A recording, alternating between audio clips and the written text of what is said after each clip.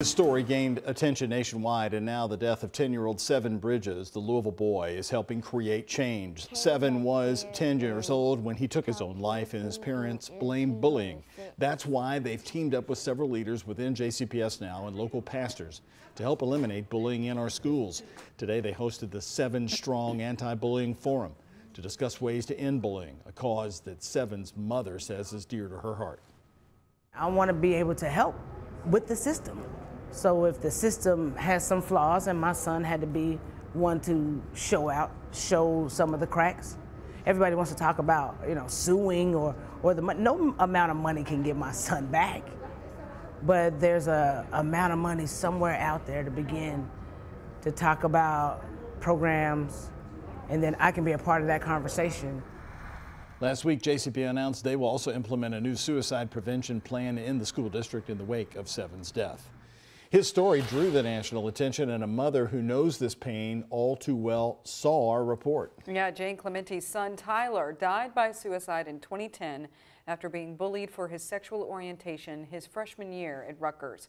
Since then, his mother has made it her mission to prevent bullying. Heather Fontaine explains.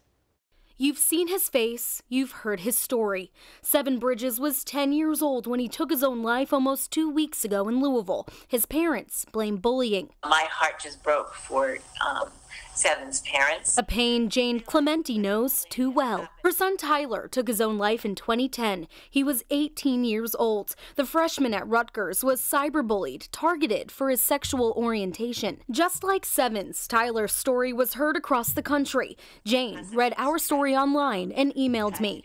I learned in our interview over FaceTime that she had created the Tyler Clementi Foundation, a nonprofit trying to stop bullying. We don't want people to just be treated after the fact. We want to make sure no one even has to deal with those deep, painful scars. The Tyler Clementi Foundation created a Day One toolkit for schools to prevent bullying before it starts. A simple, downloadable script.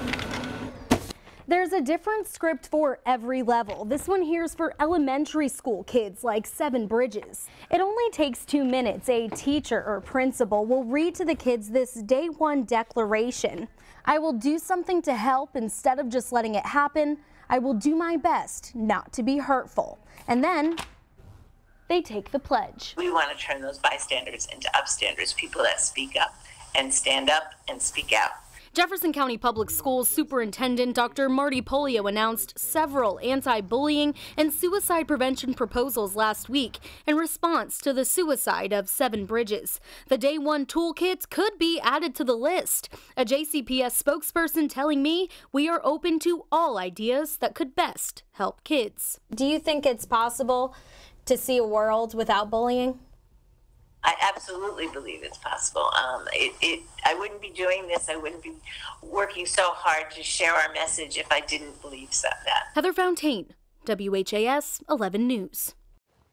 Now, the Day One toolkit has already been implemented in hundreds of schools across the U.S. She calls it Day One because it can happen on the first day of school, the first day of the semester, even the first day back from spring break. The pledge is meant to be repeated, and you can head to our website, WHS11.com, to learn more about it.